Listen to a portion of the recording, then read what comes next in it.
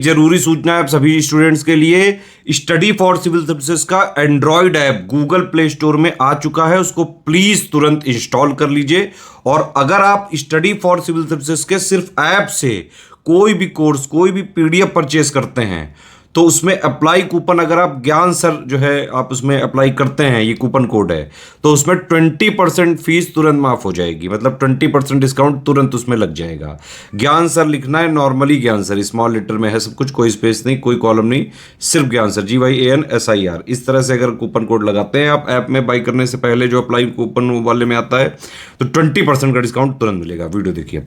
दोस्तों, आज 21वीं सदी के दौर में जहां विश्व के अधिकांश देश महिला सशक्तिकरण की बात कर रहे हैं, महिलाओं को उनके अधिकार दिलाने हेतु अलग अलग संस्थाएं, अलग अलग एनजीओज और सरकार काम कर रहे हैं, वहीं पर पश्चिमी अफ्रीका का एक छोटा सा देश गैम्बिया, इसने महिलाओं के खतना को वैधानिक घोषित कर दिया। तो आज की इस वीडियो में हम समझेंगे कि खतना क्या होता है और गैम्बिया के बारे में भी विस्तार से चर्चा करेंगे कि गैम्बिया कहाँ स्थित है और उसने खतना को क्यों वैधानिक घोषित किया है। तो सबसे पहले ये समझते हैं कि खतना क्या होता है। देखिए, इस्लाम धर्म में महिलाओं के साथ किया जाने वाला एक विशेष प्रकार का दर्दनाक प्रक्रिया होता है, जिसमें उनके जननांग, जो रिप्रोडक्टिव पार्ट्स होते हैं, उनके कुछ हिस्सों को काट कर अलग कर दिया जाता है। इस प्रक्रिया को खतना कहते हैं।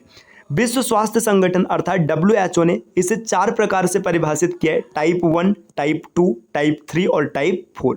देखिए, जो टाइप 1 खतना होता है, इसके बारे में यहाँ पर दिया। भारत में दाऊदी बोहरा मुस्लिम समुदाय में टाइप 1 खतना किया जाता है।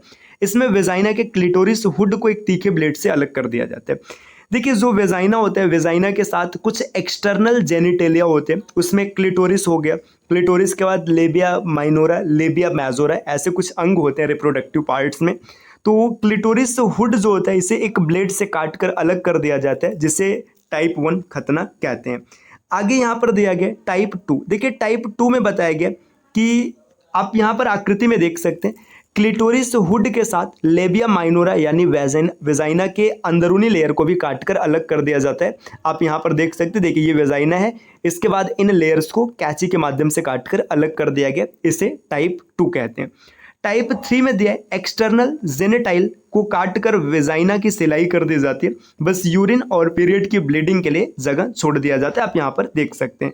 आगे टाइप 4 की बात करेंगे। देखिए, टाइप 4 में क्या होता है कि किसी पिन या ब्लेड या फिर कैंची से वेजाइना पर कट लगाया जाता है, तो ये टाइप 4 होता है। आप यहाँ पर डायग्राम में देख सकते हैं।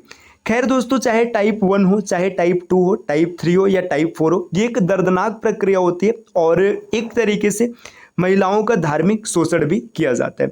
तो ये गैम्बिया ने लागू कर दिया, इसे वैधानिक बना दिया। अब गैम्बिया के हर महिलाओं के साथ ये प्रक्रिया की जाएगी। तो चलिए बात करते हैं गैम्बिया के बारे में, गैम्बिया कहाँ पर स्थित है और उसने ऐसा क्यों किया है। तो आप यहाँ मैप में देख सकते हैं, ये गैम्बिया दिया गया है। गैम्बिया का ये मतलब पूरा मैप बनाया गया। आप आसानी से देख सकते हैं कि गैम्बिया देश एक छोटा सा देश है। ये अत्यंत छोटा सा देश है। इसका क्षेत्रफल 11,000 वर्ग किमी के आसपास है।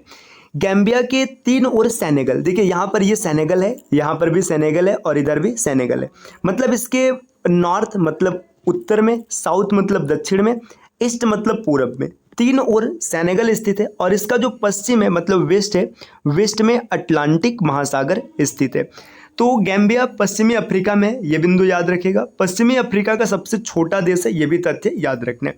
इसके 3 ओर सेनेगल है। देखिए, नॉर्थ, साउथ और ईस्ट 3 ओर सेनेगल है और इसके वेस्ट में अटलांटिक महासागर है। यहाँ पर और भी कुछ पॉइंट्स दिए गए, इन पॉइंट्स को आप देखिएगा। यहाँ पे यही डेटा लिखा गया कि गैम्बिया पश्चिमी अफ्रीका में सबसे छोटा देश है। इसकी सीमा 3 ओर से सेनेगल से लगती है और इसके पश्चिम में अटलांटिक महासागर है। यह 18 फरवरी 1965 को यूनाइटेड किंगडम से आज़ाद हुआ। मतलब यूनाइटेड किंगडम ने इसे भी गुलाम बनाया था, जैसे भारत गुलाम रहा था। 15 अगस्त 1947 को आज़ाद हुआ। इसी तरीके से 18 फरवरी 1965 को इसे आज़ाद किया जाता है।